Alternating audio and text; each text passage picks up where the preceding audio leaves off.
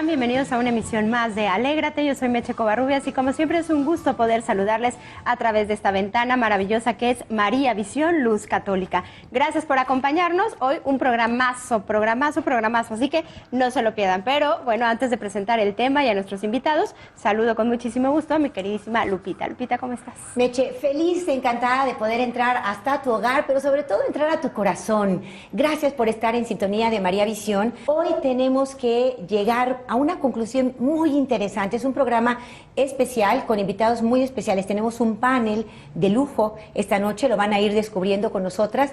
Y el tema es, vamos a comprender lo que es el nuevo orden mundial. Papá y mamá, alertas, porque estamos teniendo ahorita problemas con nuestros hijos que vienen con ciertas ideas que les meten en la escuela, especialmente en el tema de la sexualidad, de los derechos reproductivos. Les hablan de que ellos tienen derecho al aborto, de que ni siquiera lo tienen que consultar con los papás o a usar la píldora del día siguiente. Y hay unos temas, no solo de este tipo, que de pronto nuestros hijos traen de fuera y nos preocupan. Bueno, esto tiene que ver con un fenómeno que se ha cuajado desde hace algunos años que se llama el nuevo orden mundial. Pero bueno, Lupita, presentemos al primero de nuestros invitados. Claro que sí, entre nosotras, ahora sí que entre nosotras, se encuentra el doctor Miguel Ayuso, catedrático español de la Universidad de Comillas. Además es presidente de esta unión de juristas católicos en el mundo y es un honor contar con su presencia. Bienvenido, doctor Miguel Ayuso. Muchas gracias, estoy encantado de estar con ustedes. Bienvenido. Usted es un experto en muchísimos temas, pero este que vamos a tocar hoy, verdaderamente estamos contando con una autoridad en nuestro estudio y nos da muchísimo gusto. Vamos a conocer verdaderamente lo que es el nuevo orden mundial. Pero si me permite, doctor, quiero empezar con una noticia. Es una noticia no reciente, es del año 2013, agosto del 2013, pero resulta que hay un matrimonio en Alemania, uno entre otros, que es arrestado. Hacen así la narración de la nota que me pareció interesante. León Grotti escribe la nota y dice: mientras abría la puerta, Eugene ya sabía el motivo de esa visita. Era el arresto de su mujer, madre de sus hijos, Luis. Sabía todo con antelación porque él mismo había estado arrestado por el mismo motivo en agosto pasado. ¿Qué habían hecho de grave estos dos cónyuges de 37 años de edad para que sean detenidos? No han matado, no han robado, no han dañado a nadie. Su única culpa es ser padre y madre de una niña que se ha negado a participar 2 veces en los cursos de educación sexual previstos en su escuela. ¿Cómo es posible? Los arrestaban a los dos, se quejaron de que sus hijas no querían tomar esta materia que les provocaba aberración por lo que estaban enseñando ahí. Ellos dijeron a sus hijas no vayan a esta clase y las autoridades vinieron por ellos. Debido a que la mamá estaba embarazada no se la llevaron en ese momento, pero debía pagar 21 días de prisión. Padres alemanes están entrando a la cárcel entre 21 y 40 días por no mandar a sus hijos a clases de sexualidad cuyos valores no corresponden con los suyos. ¿Qué orden mundial es este? Doctor Miguel Ayuso, bienvenido. Muy buenas noches de nuevo, muchas gracias. Miren, decían los romanos nomen numen, nomen omen, el nombre porta una significación. Y para empezar, el nombre de nuevo orden mundial ya dice mucho. Por lo menos dice 2 mentiras. Primero, que sea nuevo, cuando tiene poco de nuevo. En el fondo, en sus concreciones últimas es reciente.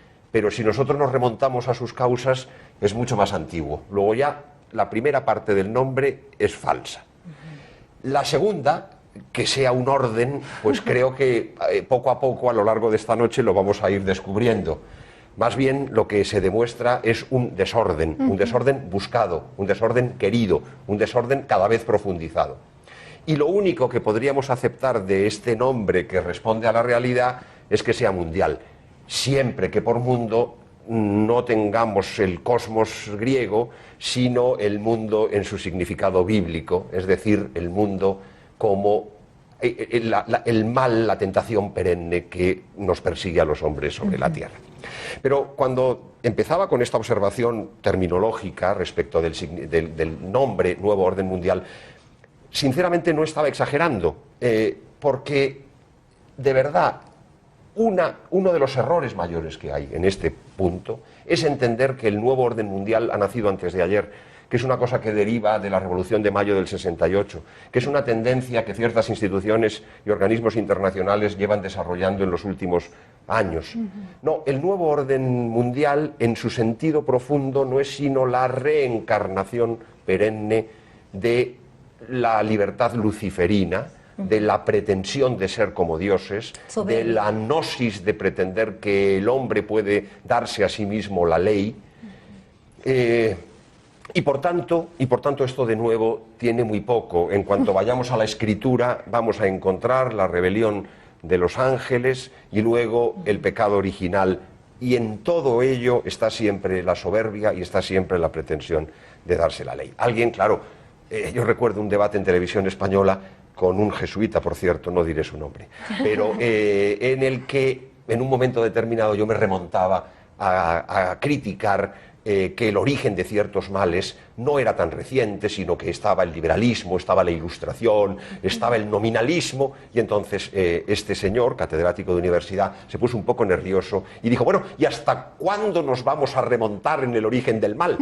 Y yo dije, hasta la rebelión de Lucifer. Y claro, la cosa quedó, se tuvo que callar. Le debió parecer horrible mi intervención, pero ese es el origen de todo. Claro. Entonces, yo podría decir, sin necesidad de ir a la rebelión de Lucifer o al pecado original, remontándonos a fechas más recientes, pero y ni siquiera yendo a lo que puede ser la destrucción de la cristiandad de resultas de lo que es primero el nominalismo, después la protesta luterana, después la escisión entre ética y política de Maquiavelo, después la afirmación de la soberanía política contra la ley de Dios de Bodino, después la pretensión de que la comunidad política no tiene su arraigo en la naturaleza de las cosas, sino que determina de la voluntad humana, viene de la voluntad humana, del contrato, Hobbes. Bueno, yo podría hacer una reconstrucción de todo esto, no es el caso tampoco. Pero creo que si tenemos que buscar un momento que pudiera significar y ejemplificar el origen de los males desde el punto de vista social, sería la Revolución Francesa. Porque la pretensión de darse el hombre a sí mismo la ley, desde un punto de vista colectivo, procede de la Revolución Francesa y de lo que es la idea de la democracia moderna. Es decir, la democracia no como forma de gobierno, no como una forma de elegir a los gobernantes, sino como fundamento del gobierno, como la pretensión de que la verdad, el bien, no derivan de la naturaleza de las cosas, sino que deriva de la voluntad del hombre. Lo que vemos ahora, ¿no? Que están votando por si aprueban el aborto, la eutanasia, todo esto, cualquier cosa es susceptible porque la voluntad humana es la que determina el bien y el mal de las cosas. Eso se podría resumir con una frase de un escritor francés. ¿Qué es la democracia y el liberalismo modernos? La puesta en plural del pecado original. El pecado original, el non serviam, es luciferino, y luego el darse a sí mismo la ley de Adán y Eva es un pecado personal, pero individual, pero cuando ese pecado se pretende trasladar a la comunidad política, eso es la democracia moderna, eso es el liberalismo, y ese es el origen próximo, no remoto, próximo de lo que podríamos llamar nuevo orden mundial. Y esto es muy importante, porque en muchas ocasiones hoy se nos dice: el nuevo orden mundial se concreta en el nuevo derecho. Ese nuevo derecho se concreta en una concepción de los derechos humanos que es falsa. Los falsos derechos. A mí me gusta siempre poner un matiz a este discurso, porque no se trata de que los derechos humanos en su origen revolucionario fueran buenos y hayan evolucionado en nuestros días hacia una malignidad, sino que en su origen ya eran malos, ya respondían a este desorden. Otra cosa distinta es que la evolución del tiempo no haya introducido factores de profundización en ese mal.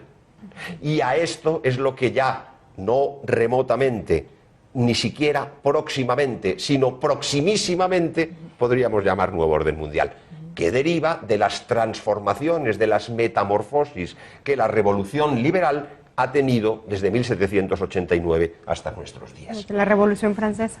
Claro, entonces, ¿cuáles son los hitos, cuáles son los mojones, los jalones que en el íter, en el camino desde ese momento hasta nuestros días han llevado a lo que hoy específicamente denominamos nuevo orden mundial? Pues son muchos los que podríamos mencionar. Podríamos mencionar el significado, por ejemplo, de la Primera Guerra Mundial con la destrucción del Imperio Austrohúngaro como última potencia católica en el orden internacional, una cosa que fue ordenada y diseñada por la masonería internacional contra la última potencia católica, con todos los defectos que tenía el Imperio Austrohúngaro, que estaba minado por 1000 errores doctrinales desde la época del josefinismo, pese a que la figura del último emperador de Austria, que está beatificado, el emperador Carlos, fuera una figura admirable, como lo era quizá en mayor medida la de su mujer, la emperatriz Zita, que no está beatificada, pero que al morir su marido muy joven, se ocupó de mantener a una prole numerosa, ya desvestida del cetro de emperatriz y pasando penurias y miserias que demuestran la gran talla de esta mujer. Pero, Santa Zita. bueno, habría que ver si algún día no nos encontramos en presencia de la emperatriz Zita también en los altares. Y, digamos, pero de nuevo esto se trata de un paso intermedio. ¿Cuándo se empieza a hablar del nuevo orden mundial? Ni siquiera después de la Segunda Guerra Mundial. Después de la Segunda Guerra Mundial hay una eclosión del pacifismo. El pacifismo no es el cultivo de la paz, sino que es la idolatría de una falsa paz. Los papas, con gran claridad, incluso en sus lemas pontificios, habían explicado, es el lema de Pío XI, por ejemplo, que no hay paz sino en el reino de Cristo. La paz de Cristo en el reino de Cristo. Fuera del reino de Cristo no hay paz. Es lo que la Escritura llama y llaman paz a tan grandes males, o lo que la sabiduría grecorromana llamaba crean desiertos, es decir, destruyen todo, y a eso llaman paz. Pues estamos introduciéndonos en este mundo fabuloso de la profundidad, el llamado nuevo orden mundial. El doctor Miguel Ayuso nos lo ha explicado de una forma magistral. Yo daría un resumen, no sé qué tan bien me quedé para todos nuestros amigos, pero este nuevo orden mundial es un poco decirle a Dios, tu orden no me interesa, yo voy a poner el mío. ¿No? Sí, sí. Por ahí va esta línea del nuevo orden mundial y vamos a ver lo que estamos pagando por decirle al Señor no me gusta tu orden. En el fondo es decirle non serviam, no te serviré, ¿no? Hacemos una pausa, Meche, volvemos con el doctor Ayuso. Ya regresamos en breve, pero te vamos a pedir un favor. ¡Alégrate! Defiende la vida.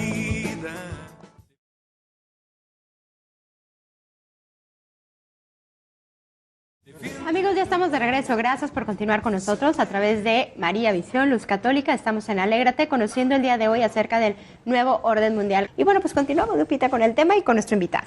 Sí, continuamos, familia hermosa de María Visión. Estamos platicando con el doctor Miguel Ayuso acerca de esto que es el nuevo orden mundial. Y la idea es que tú y yo, de esta comunidad cristiana que queremos vivir nuestros valores, comprendamos qué es lo que está pasando y cómo vamos a enfrentar este nuevo orden. Hoy nos estamos echando un clavado para profundizar de una manera excelente. Sí, es una especie de revolución cultural global que no necesariamente tiene un origen próximo, aunque hay algunas cosas que ya nos ha señalado el doctor Ayuso, sino que tiene este origen en nuestra propia rebeldía, en este decirle no a Dios nuestro Señor. Y nos quedamos en este punto, doctor, hablando propiamente de la paz.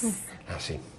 Sigamos con él. Sí, porque en la reconstrucción de los factores que habían llevado a los orígenes remotos, próximos y proximísimos de lo que llamamos nuevo orden mundial, que como decía, es en realidad ni es nuevo, no es orden, y mundial lo es solamente en un sentido parcial, siempre que tomamos mundo en el sentido negativo, y no en el sentido del lugar en el que Dios nos ha puesto para santificarnos.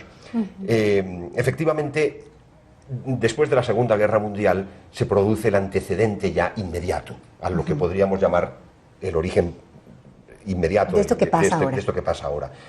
¿Y qué es la ideología del pacifismo? Después de la Segunda Guerra Mundial, eso está justificado, claro está, por la gran matanza que significó, pero se produjo una emergencia del pacifismo. Pero claro, el pacifismo en realidad es una falsa paz, como decía. Y en realidad el pacifismo no guarda relación con la paz. Es como el improperio con la mudez. Yo prefiero el improperio a la mudez. Es decir, la guerra, hay guerras justas, en las guerras justas también se producen hechos injustos. Estos son dos factores que son perfectamente separados, pero la ideologización del pacifismo es lo que abre paso a la neutralización total del orden político y lo que permite que entre en tromba lo que ya, después de la Revolución de mayo de 1968, son los antecedentes inmediatos. Es decir, se llama realmente nuevo orden mundial a un conjunto de tendencias que derivan de los acontecimientos de exasperación del liberalismo, de desembocadura del liberalismo en el nihilismo, que es propio de la Revolución de mayo de 1968, que viene anticipado por la escuela de Francoforte, de Frankfurt, Adorno, Horkheimer, que tiene algunos antecedentes en un neomarxismo italiano, que es la obra de Antonio Gramsci. Es decir, los elementos de todo esto serían múltiples, pero como mi pretensión aquí no es erudita, sino esencial, es decir, ir al corazón del problema, yo diría que aquí lo que se produce es esa mutación de la concepción de los derechos humanos, que, como digo, es mala desde el origen. Yo niego que los derechos humanos revolucionarios fueran buenos en el origen y que haya habido una mutación, una metamorfosis que los haya convertido en malos. Desde su origen está la rebeldía. Lo que pasa es que en nuestros días se ha producido una radicalización de los mismos. ¿Por qué? Porque en un primer momento los derechos humanos se llaman derechos del hombre en la Revolución Francesa, es la Declaración de 1789, se llamarán derechos humanos en 1948, después de la Declaración de las Naciones Unidas, se llamarán derechos fundamentales después de la Constitución alemana de 1949, los términos son diferentes, pero reflejan diversos ámbitos, pero sustancialmente responden a una comunidad ideológica, entendiendo por ideología en sentido peyorativo, es decir, un reduccionismo de la realidad, de la verdad, una visión falsa, parcial de la naturaleza humana y de los distintos aspectos en los que se desenvuelve. Y claro, los derechos humanos al principio eran ya pretensiones, es decir, la idea de desligar el origen del derecho de los deberes básicos, que son primigenios. El hombre, para cumplir los deberes primigenios que tiene unas facultades. Esas facultades podemos llamarlas derechos en algunas ocasiones, pero son facultades de que disponemos para dar cumplimiento a deberes que están en nuestra naturaleza o que derivan de la relación entre los hombres o de las relaciones con las cosas. Entonces, ¿hablaríamos de que a cada derecho le corresponde una obligación o una...? No, yo no diría eso. Yo diría que los deberes son primigenios y los derechos son subsiguientes. Y no todos los deberes determinan facultades o derechos.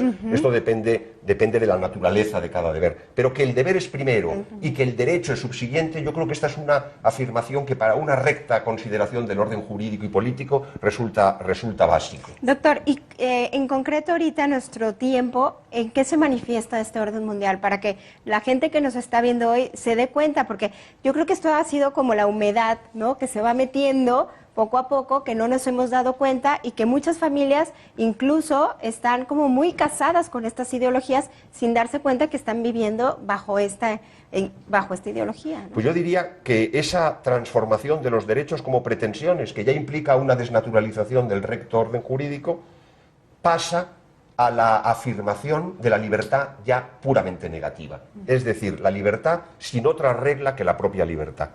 La concepción cristiana de la libertad es la libertad no como fin, sino la libertad como medio. Es decir, hay un orden de los fines que el hombre no puede determinar porque le viene impuesto por la naturaleza de las cosas. Y el hombre, para cumplir el orden de los fines, dispone de la facultad de seleccionar los medios. Pero cuando nosotros pretendemos que la libertad no es la selección de los medios para cumplir los fines que están íncitos en nuestra naturaleza, sino que es la posibilidad de darnos el fin, es de elegir el fin, eso que es la libertad negativa, eso es virtualmente, cuando no en acto, nihilista. Y eso es lo que se produce concretamente después de la Revolución de mayo de 1968, en la que ya no solamente estamos en presencia de derechos que son pretensiones, sino que son derechos que como pretensiones se afirma que el ordenamiento jurídico tiene que ponerse al servicio de los mismos. Es decir, que el Estado está al servicio de los deseos, de los caprichos de cada una de las personas. No del bien común. Entonces, es que ya no es simplemente que, como en el origen, que se pongan unos derechos que se oponen a la comunidad política, que es el individualismo liberal inicial. Yo afirmo que tengo unos derechos para restringir un poder del Estado que reputo malo. No, ahora lo que pretendo es que mis caprichos, mis deseos, sean reconocidos como derechos. Y claro, este reconocimiento como tal se puede afirmar en el modo del radicalismo liberal. En los Estados Unidos es clarísimo, es la concepción politológica de los Estados Unidos, o incluso en un ámbito que pretende reaccionar contra el liberalismo, pero que sigue siendo liberal, que es lo que se ha denominado el comunitarismo. Todas las doctrinas comunitaristas en los Estados Unidos son una gran tentación para el mundo católico, porque consiste en decir, yo renuncio en esta situación de desorden mundial, renuncio a la afirmación de que la naturaleza del hombre es social, de que la comunidad política tiene un bien común que es superior al bien, y que ese bien común es primero inmanente, el bien de la comunidad política, y luego trascendente porque está subordinado al bien común, digamos, a Dios, a la contemplación de Dios. Y claro, esto es desconocido completamente por los comunitaristas, que lo que pretenden es simplemente, miren, nosotros somos católicos, déjennos vivir como católicos. Y al lado están los homosexuales que dicen, déjennos vivir como homosexuales. Y al lado los pederastas que dicen, déjennos vivir como pederastas. Claro, eso es la demolición final de los restos de orden cristiano que quedaban. Esto en materia moral, cultural, sexual, de familia, es la consecuencia en la que las premisas políticas, intelectuales, políticas y sociales han conducido. Es el último estadio de disolución. Así es, estamos de verdad viviendo estas consecuencias en un verdadero desorden, lo estamos experimentando las familias. Tal vez una frase que ayude a definir esto que decía, es un valor primigenio, o va primero los deberes y después los derechos. Yo recuerdo una frase que por ahí leí de alguien que decía, la felicidad no es un derecho. Algunos decimos, yo tengo derecho a ser feliz. La felicidad es más bien una obligación, porque la felicidad es el fruto de la virtud, es el fruto de haber ejercido primero tu deber, ¿no? Y ese fruto es la sensación del deber cumplido. Doctor, tenemos que irnos. Ay, pero si ahora teníamos que hablar de la parte final. Vamos a darle. Lo harán los otros colegas. Claro que sí. Está con nosotros el Procurador General de la República de Colombia. Vamos a platicar con él cómo él ha enfrentado este nuevo orden mundial, siendo un auténtico cristiano, porque por lo que vemos, este nuevo orden se opone a la visión cristiana. Se opone completamente al cristianismo, y de alguna manera debemos sentir que están tratando de replegarnos, primero diciéndonos que vivamos nuestra fe en lo privado, y están finalmente tratando de quitar el cristianismo. Lo estamos viendo ahorita aquí en México, ¿no? Se está votando a nivel de Suprema Corte de Justicia el tema de la vida o el aborto, y hay uno solo, ¿no? Entre todos los magistrados que defiende la vida. Así es. Entonces, cómo han ido, ¿no? Quitando lugares. Y eso pasa en muchísimos países, como vamos a ver qué ha pasado en Colombia. Doctor Miguel Ayuso, gracias. Con un gran dolor, pero tenemos que despedirnos. Le agradecemos mucho su visita. Viene desde España y estamos muy, muy contentos de su presencia. Yo acabo de estar en España, ¿Ah, sí? En Madrid nada más, en Barajas. Pero de cambio de avión. Sí, nomás cambio de avión. La próxima vez quédese algunos días. Sí, y te vas a la Universidad de Comillas, donde está el doctor. Sí, ¿vale? así lo haré. Y bueno, pues regresamos en breve, pero te vamos a pedir un favor. ¡Alégrate! Que cante tu alma esta canción.